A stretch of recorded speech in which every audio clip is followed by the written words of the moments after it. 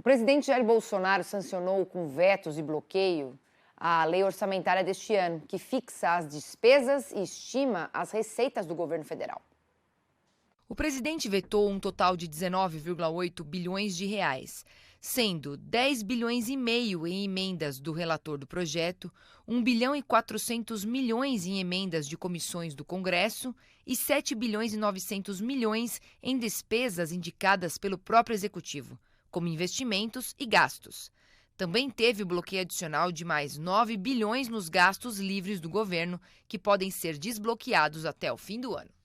E sobre os vetos e bloqueios feitos no orçamento, eu vou conversar agora com a Simone Passionato, que é economista-chefe da Reag Investimentos. Simone, boa tarde, obrigada por nos atender, seja bem-vinda. Boa tarde, Priscila, boa tarde a todos que estão aqui nos ouvindo e nos assistindo.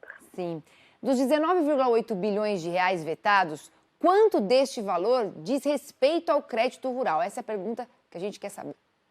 Então, vamos lá.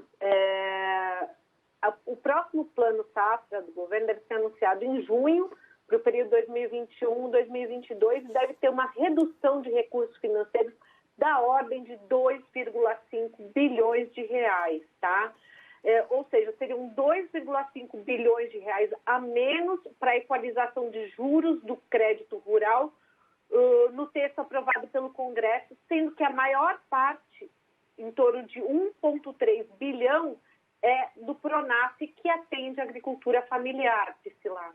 Certo, então o Pronaf seria um dos programas do Plano Safra que seria mais afetado por esses vetos também feitos?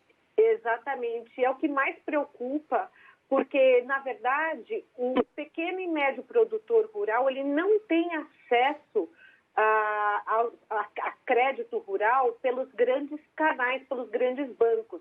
Então, ele é muito dependente dos recursos provenientes do orçamento federal, né? Então, é isso que nos preocupa, porque os grandes produtores conseguem recorrer aos grandes bancos, já o pequeno produtor fica ali refém, ele não tem aonde recorrer se tiver menos recurso disponível ali pelo âmbito do Pronaf.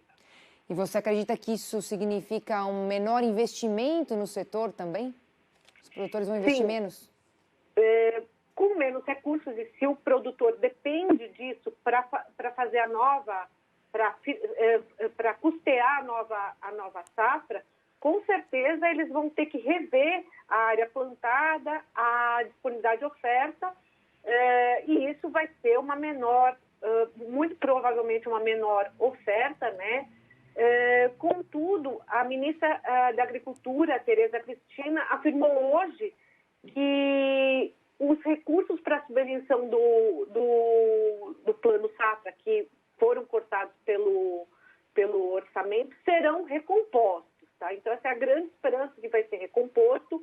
Porém, a gente sabe que a recomposição desse montante, né, ele precisa ser aprovado por meio de um projeto de lei, tá? E a tramitação de um projeto de lei no Congresso, ela é muito demorada, muito morosa, né? Então, é possível que a gente consiga recompor, mas até que essa possibilidade seja efetivada, a gente tem um longo e tortuoso caminho a ser percorrido, né? Então, muito provavelmente a safra, a produção, né, dos pequenos e médios produtores deve ser, de alguma forma, comprometida, mesmo com a promessa da ministra de ter essa recomposição. Então, você está dizendo para a gente que é possível fazer a recomposição desses recursos através do projeto de lei do Congresso Nacional, mas que existe uma morosidade que dificulta, então, o acesso a esses créditos também, né? O governo ele já encaminhou ao Congresso um projeto de lei que destina 19 bilhões 767 milhões de reais em crédito suplementar para os Ministérios da Economia e Cidadania. Dito isso, eu quero que você me fale se isso sinaliza que já há uma movimentação para recompor esses recursos perdidos, Simone. Não necessariamente, Priscila, porque a gente ainda não sabe efetivamente como que esses recursos que foram destinados aos ministérios vão ser alocados, tá? Então, há uma possibilidade que essa recomposição seja feita por este intermédio. A interlocução da ministra Tereza Cristina é muito forte, a gente já vê ela nos bastidores tentando fazer a recomposição, mas isso não assegura que efetivamente esses recursos vão ir para a pasta da agricultura. No mais, a gente vê que o custo de produção, principalmente dos pequenos e médios produtores, aumentou em torno de 30% do ano passado para cá. Então, o que a gente esperava é que o orçamento federal viesse pelo menos 30% mais robusto do que o ano passado, para recompor esse aumento de custos, muito atrelado ao câmbio, e na contramão a gente viu que, ao contrário disso, a gente teve um corte. Então é muito realmente preocupante o que isso pode impactar aí na safra 2021-2022, Priscila. Então, ao invés de a gente ter 30% a mais de recursos para conseguir, pelo menos, deixar em equilíbrio o que aumentou do custo de produção para o produtor, ao contrário. Estamos andando, então, na contramão, muita dificuldade. Ainda mais num ano de pandemia, esse segundo que vai dificultar ainda mais algumas situações que a gente já passou, né?